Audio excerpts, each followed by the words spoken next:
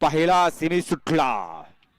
विठ्ठल केसरी मैदानातला पहिला सेमी आणि पहिल्या सेमी मध्ये रणा संग्राम चालू एकूण 8 गाड्यांच्या मध्ये कोण होतोय पहिला गुलालाचा मानकरी।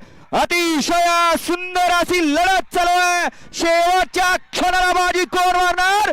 अतिशय सुंदर आणि शेवटच्या क्षणाला बाजी मारली सर्जा आणि मास्तरनं।